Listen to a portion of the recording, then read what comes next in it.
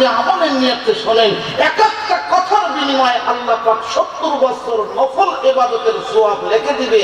আর আপনি যে 70 বছর, আমি যে 70 বছর বাইতে থাকবো, তার কিন্তু কোনো গ্যারান্টি নাই। তাই মুসা আলাইহিস সালাম রাস্তা দিয়ে যাইতেই আল্লাহর সাথে প্রত্যেকটা দিন পূর্বাহারে 1000 করে কথা কয়। জোরে বলেন কয় হাজার? 1000 করে কথা কয়। আর আমার আপনার নবী জনাবে মুহাম্মদুর রাসূলুল্লাহ সাল্লাল্লাহু আলাইহি সাল্লাম আল্লাহর আরশে মুআল্লায়, আল্লাহর বাড়িতে গিয়া আল্লাহর আরশ মুআল্লা ধন্য করে দেন। সুবহানাল্লাহ। আল্লাহর সাথে 1000 কথা বলতে বলতে মাঝে মাঝে আল্লাহকে একদিন ডাক দিয়ে বলতেছে, আল্লাহ আমার কাছে যা আছে সেটা কিন্তু আপনার কাছে নাই। আল্লাহকে মুসা মাঝে মাঝে কথা বলতে বলতে ব্রেক ফেল করে ফেলায় দেয়। মুসা নবী কয়, না আল্লাহ আমি তো ব্রেক ফেল করি না। বলে ব্রেক ফেল করো না তো কি বলতেছো, তুমি তো বুঝতেছো না। বলে আল্লাহ আমারও সব কিছু ঠিক আছে, কিন্তু আমি বলতেছি আল্লাহ আমার কাছে যেটা আছে সেটা আপনার কাছে নাই। আল্লাহকে মুসা এমন কি তোমার কাছে আছে যে আমার কাছে নাই, একটু বলো তো দেখি। মুসা আলাইহিস সালাম আল্লাহকে বলতেছে, আল্লাহ আমার মৃত্যু আছে, আপনার মৃত্যু নাই। সুবহানাল্লাহ বলেন না? কিন্তু আমরা যারা এখানে বসে আছি, আমরা জীবনেও মনে করি না আমাদের মৃত্যু আছে। কথা কন না কেন? যদি মনে করেন মৃত্যু আছে, জুমার দিনে উপসে পড়া বীর হয় মসজিদে, অন্যদিন কেন কবরের নামাজে 2.5 জন মানুষ হয়? কথা কয় না? যদি মনে করেন আমার মৃত্যু হবে, অনিবার্য মৃত্যু আমার আছে, তবে মনে করেন মৃত্যু আছে, তবে ভাবেন যে এত তাড়াতাড়ি মরবো না, অনেক দেরি আছে মারা। তাই মুসলমান ভাইরা খুব ভালো করে খেয়াল করবেন, আল্লাহর নবী জান্নাত আর জাহান্নাম সম্পর্কে সাহাবাদেরকে নিয়ে 2টা টাইম আলোচনা করতেন। একটা টাইম হলো ফজরের নামাজ পড়ে, আর একটা টাইম হলো বন্ধু আসরের নামাজ পড়ে। এই 2 টাইমে নবী আমার সাহাবাদেরকে আলোচনা করতেন। এক পর্যায়ে সাহাবাদের ডাক দিয়ে বলতেন, সাহাবারা রে, গতকালকে আল্লাহ আমারে স্পেশাল করে দাওয়াত দিয়ে নিয়ে আল্লাহ আমারে জান্নাত দেখাইছে, জাহান্নাম দেখাইছে। নবী সাহাবী হাফসে কালো বেলাল আল্লাহর নবীকে ডাক দিয়ে বললেন, নবী গো, আল্লাহ জান্নাত দেখাইলো, জাহান্নাম দেখাইলো। জান্নাত দেখতে গিয়ে আপনি কি দেখলেন, আর জাহান্নাম দেখতে গিয়ে আপনি কি দেখলেন? বলে আমি জান্নাত দেখতে গিয়ে দেখলাম আল্লাহ জান্নাতের 8টা দরজা খোলা রাখছে। জাহান্নাম দেখতে গিয়ে নবী আপনি কি দেখলেন? বলে জাহান্নাম দেখতে গিয়ে দেখি আল্লাহ জাহান্নামের 7টা দরজা বন্ধ করে রাখছে। বেলাল ডাকতে বললেন, নবী গো, আল্লাহ কেন আল্লাহ জান্নাতের 8টা দরজা খোলা রাখছে? আল্লাহর পয়গম্বর ডাকতে বললেন, বেলাল, আল্লাহ যার জন্য জান্নাতের 8টা দরজা খোলা রাখছে তার নাম হলো আবু বকর। নামটা বড় চমৎকার নাম, বড় সুন্দর নাম। আবু বকরের জন্য আল্লাহ জান্নাতের 8টা দরজাই খোলা রাখছে। কারণ লা ইউমিনু আহাদুকুম হাত্তা আকুনা আহাব্বা ইলাইহি মিন ওয়ালিদিহি ওয়া ওয়ালাদিহি ওয়ান নাসি আজমাইন। যতক্ষণ পর্যন্ত আমার ছেলের সন্তান, বিবি বাচ্চা, টাকা পয়সা, ধন সম্পত্তির চাইতে আল্লাহর পয়গম্বরকে বেশি মহব্বত না করব, ততক্ষণ পর্যন্ত আমি আপনি পুরা ঈমানদার মুমিন হইতে পারবো? জোরে বলেন পারবো? আমি আপনি ঈমানদার মুমিন হইতে পারবো না।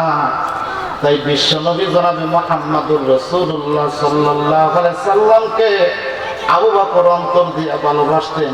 ছেলে সন্তান, বিবি বাচ্চা, টাকা পয়সার চাইতে নবীকে বেশি মহব্বত করতেন। আর আমরা ওই নবীর উম্মত হইছি, কিন্তু আমরা নবীকে ভালোবাসি শুধু মুখে মুখে, অন্তরে নবীর ভালোবাসা নাই। যদি মনে করেন ও সয়া গোবিন্দ পরামানিক পাড়া এলাকার বাবারা রে, সিরাজগঞ্জ শহরের বাবারা, যদি মনে করেন না আমি নবীরে ভালোবাসি, ভালোবাসি। সত্যিকারের যদি আপনার প্রেম ভালোবাসা নবীর প্রতি থাকতো, মান আহাব্বা সুন্নতি ফাকাদ আহাব্বানি ওয়া মান আহাব্বানি কানা মাই ফিল জান্নাহ। নবীর সুন্নাত আপনার মুখের দাড়ি অবশ্যই থাকতো, আপনি কোনোদিন নবীর মহব্বত অন্তরের মধ্যে এইভাবে বাদানরে ফিট করতে পারতেন না। কারণ নবীর মহব্বত, নবীর ভালোবাসা অন্তরে থাকলে বাহ্যিক দৃষ্টিতেই দেখা যায়। বেলাল ডাক দিয়ে বললেন, ইয়া রাসূলুল্লাহ, ইয়া হাবিবাল্লাহ, আল্লাহ জান্নাতের একটা দরজা খোলা রাখছে আবু বকরের জন্য। আল্লাহ জান্নাতের একটা দরজা খোলা রাখলেন আবু বকরের জন্য কেন? নবী আমার ডাক দিয়ে বললেন, বেলাল, আল্লাহ জান্নাতের একটা দরজা খোলা রাখছে আবার আবু বকরের জন্য। কারণ আবু বকর হলো আমি নবীজির আশিক। আমি নবীজিকে অন্তর দিয়া ভালোবাসে, আমি নবীজিও আবু বকরকে ভালোবাসি একমাত্র দ্বীনের খাতিরে, ইসলামের খাতিরে। জোরে বলুন ঠিক কিনা?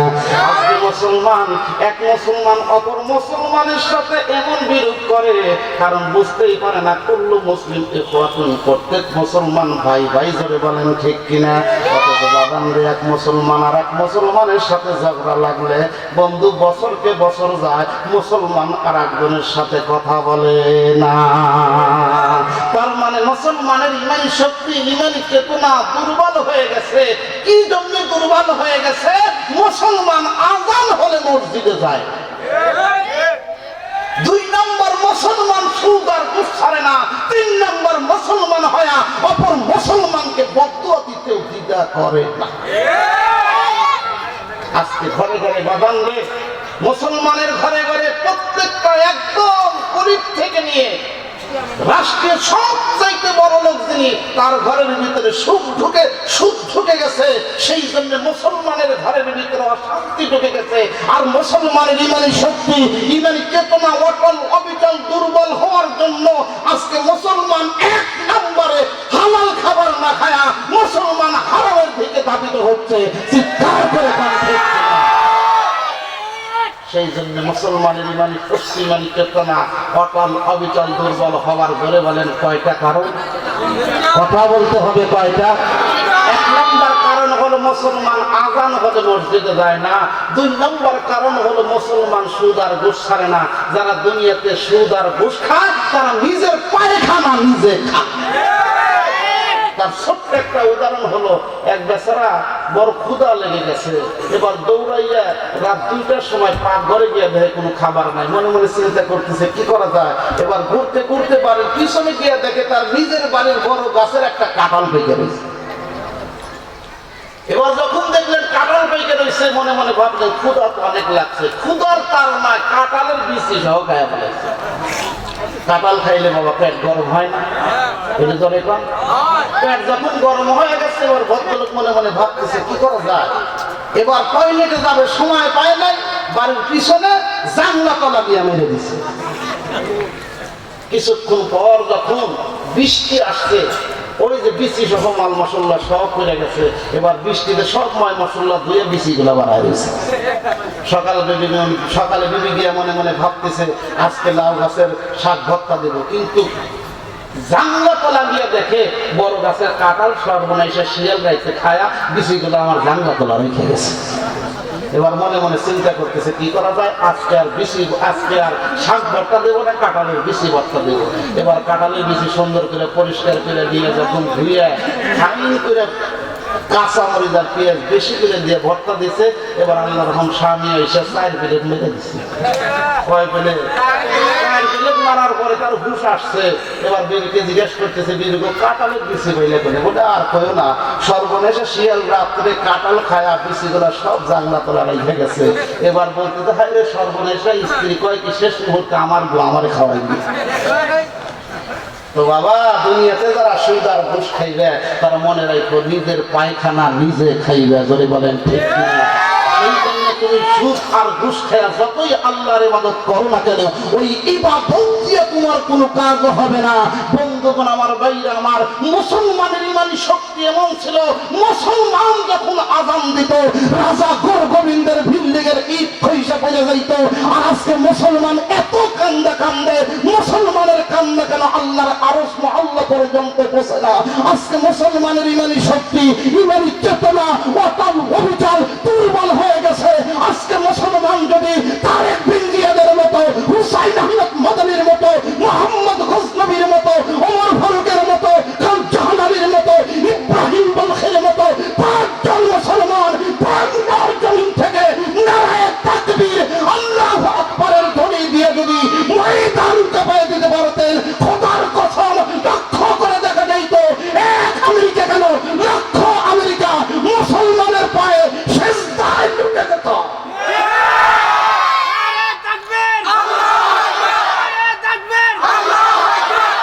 আজকে মুসলমানের ইমানি শক্তি, মানে চেতনা অটল অবিচল দুর্বল হওয়ার ধরে বলেন কয় কারণ? আরো ধরে বলেন কয় কারণ? 3 নাম্বার কারণ হলো মুসলমান হয়ে অপর মুসলমানের সাথে বিরোধিতা করে। এক বেচারা বিয়ে করতে যাবে তো পাশের বাড়ির একজন ঘোড়া পালে, বললেন ভাই আপনি তো ঘোড়া পালেন, আমি বিয়ে করতে যাবো, আপনার ঘোড়া গলা দেন। বলে সব ঠিক আছে, ঘোড়া দেওয়া যাবেই না। যখন বলছে ঘোড়া দেওয়া যাবে না, লোকটার মন ভার। 3 দিন পরে 6 বরাদের রাত, সম্মানের রাত, বরাদ মানে ভাগ্য। আমাদের দেশের